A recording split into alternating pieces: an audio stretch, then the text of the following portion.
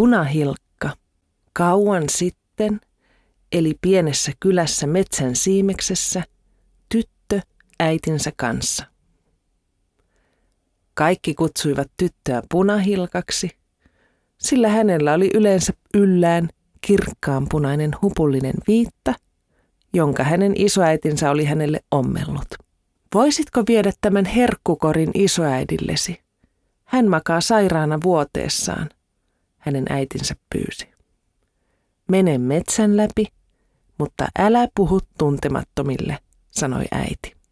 Punahilkka lähti iloisesti hyppelehtien matkaan metsäpolkua pitkin.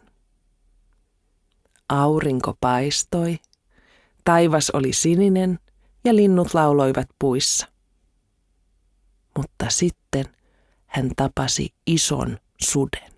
Minne olet matkalla, kysyi susi.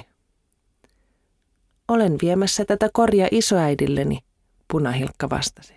Mikset veisi isoäidillesi kukkiakin? Hän varmasti pitäisi siitä, susi ehdotti. Onpa hyvä idea, Punahilkka riemastui. Punahilkka pysähtyi keräämään kedon kukkia ja sillä aikaa susi juoksi metsän poikki isoäidin talolle hyvin nälissään. Kun susi saapui talolle, se pelästytti isoäidin ja lukitsi hänet pimeään huoneeseen. Sitten susi puki ylleen isoäidin yömyssyn ja isoäidin silmälasit. Se kiipesi sänkyyn, veti peiton korviinsa ja jäi odottamaan Punahilkkaa. Punahilkka saapui talolle ja koputti oveen. Minä täällä, isoäiti, hän sanoi. Tule sisään, lapsikulta, susi huusi narisevalla äänellä. Olen makuuhuoneessa. Hei, isoäiti, sanoi Punahilkka iloisena ja astui sisään.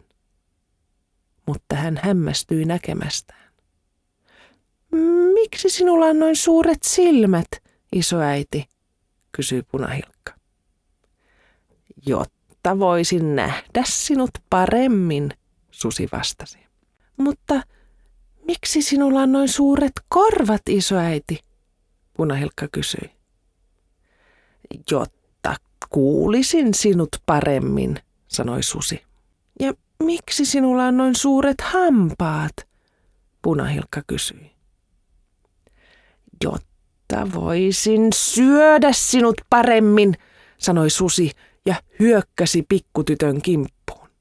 Punahilkka kääntyi ympäri ja juoksi ulos tuvasta. Apua, apua, hän huusi. Lähistöllä oleva metsuri kuuli Punahilkan huudon ja riensi tämän luo. Punahilkka kertoi metsurille ilkeästä sudesta. Kun metsuri meni mökkiin kirveensä kanssa, pelästyi susi niin pahasti, että juoksi pois, eikä koskaan enää tullut takaisin. Punahilkka päästi isoäidin vapaaksi lukkojen takaa ja kertoi isoäidille koko tarinan. Isoäiti antoi tytölle suukon ja sanoi viisaasti, muista Punahilkka, ettet koskaan puhu tuntemattomille. Loppu.